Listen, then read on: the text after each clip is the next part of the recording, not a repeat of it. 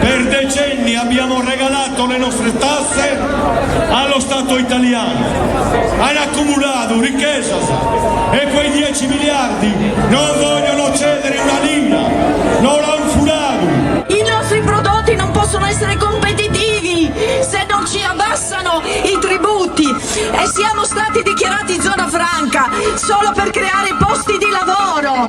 Noi abbiamo necessità di una nuova soggettività internazionale mediterranea. Non siamo collegati al continente europeo.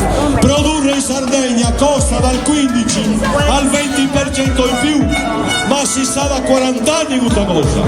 Siamo i figli della crisi, siamo nati in un periodo in cui sembra che non ci sia nessuno che pensa a noi. Che quella che fino a oggi hanno chiamato democrazia e non lo è, e lo vediamo tutti i giorni. Quelle paleoliche e quegli ettari di pannelli solari sono il simbolo del saccheggio. 1 miliardo producono le energie alternative e noi siamo in favore alle energie alternative, ma di quel miliardo rimane 0,6. I beni collettivi di chi sono? Suentu da Sardegna di chi è? Delle Green Power o è nostro? È l'acqua di Sardegna degli Ezzi. E noi, come zona franca, esistiamo dal 1948 con la legge costituzionale numero 3 del 48, dove all'articolo 12 si prevede l'istituzione delle zone franche, e noi esistiamo prima della Comunità Economica Europea.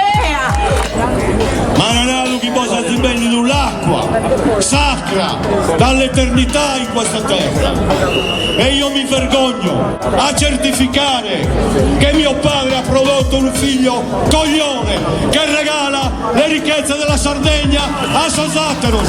No, prima di ogni cosa dobbiamo salvaguardare e difendere la nostra dignità personale. È un miracolo essere nati in questo paradiso terrestre che tutti vogliono.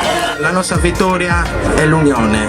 L'unione è una cosa fondamentale, stare insieme. E anche noi giovani studenti del Sulcis Iglesiente, noi ci faremo sentire, staremo con voi, perché anche noi abbiamo voglia di combattere. Così come tutte le regioni, le nazioni europee hanno una loro zona franca, la zona franca dell'Italia è stata individuata nella Sardegna e questo diritto non lo possiamo perdere.